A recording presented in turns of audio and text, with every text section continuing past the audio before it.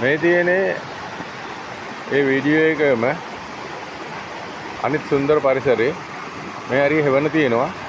මේ හරිය අවුව තියෙනවා.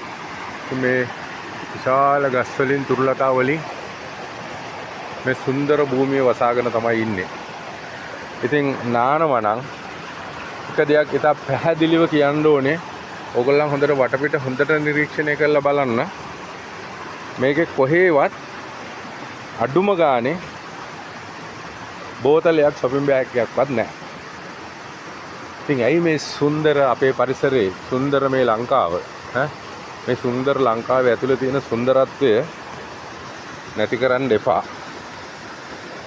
ඒක මම ඕගොල්ලන්ගෙන් ඉතා කාරුණිකව ඉල්ලා සිටිනවා.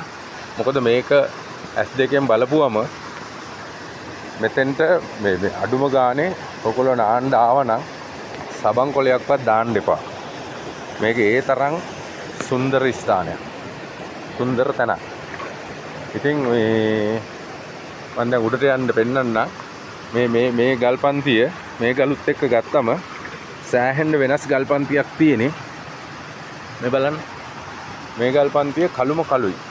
මේ අපේ ගෙවල් වලට ගේනවා වගේ කළු ගල් තමයි. ඒ කළු ගල් වුණාට මේක මේ හරිය තියෙන අනිත් ගල් එක්ක ගත්තම ගොඩාක්ම කළුයි මේ හරිය තියෙන ගල් ටික. ඉතින් ඇත්තටම හරිම සුන්දරයි. කියන්නේ මේ මං හිතන්නේ මේ දිව්‍ය ලෝකෙද ඉන්නේ කියලා. ඒ තරම් සුන්දරයි. ඉතින් යාළුවෝ ටිකක් එක්ක ගෙදර කට්ටියත් එක්ක ඇවිල්ලා මේ බලන්න මේ වගේ සුන්දර තැනක නාලා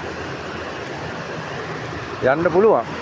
පරිසරේ විනාශ කරන්නේ නැතුව මේ විදිහට පරිසරේ ඉතාම ලස්සනට තියලා නාලා යන්න පුළුවන්. ඒක අනිවාර්යෙන් ඕගොල්ලෝ වග බලා ගන්න ඕනේ. එතනින් ටිකක් උස්ස වැඩි මට නගින්න. මේ පැත්තෙන් බලමු. මේ හරිය බලන්න මේ සුන්දර වටපිටාවේ තියෙනවා බෝල වගේ ගෙඩිවල්.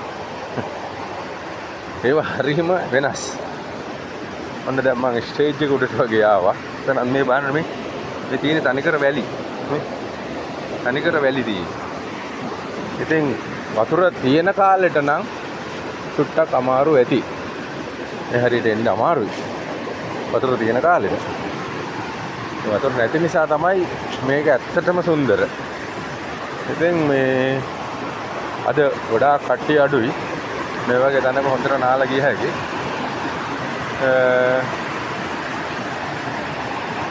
මේ සුන්දර දිය ඇල්ලේ බලන්න මේක විඳින්න. එතෙන්ට ඇවිල්ලා විඳින්න මේක. ඒ සුභාව දහම විඳින්න.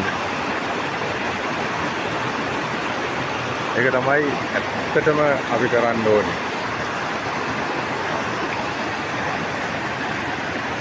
මම පෙන්නන්න දියැල්ල පුදුම ලස්සනක් තියෙනවා. ඕගොල්ලන්ට හිතේ පාඩුවේ නාලා සින්දුවක් කියලා විනෝද වෙලා යන්න පුළුවන්. කාරුණික ඉල්ලීමක් තියෙනවා. කිසිම කුණු කසල ටිකක් දාන්න එපා. මම දියැල්ල පාමුලත් ඕගොල්ලන්ට පෙන්නන්නම්. බීච් එකකට ගියා වගේ. මම පෙන්නන්නම් එතන.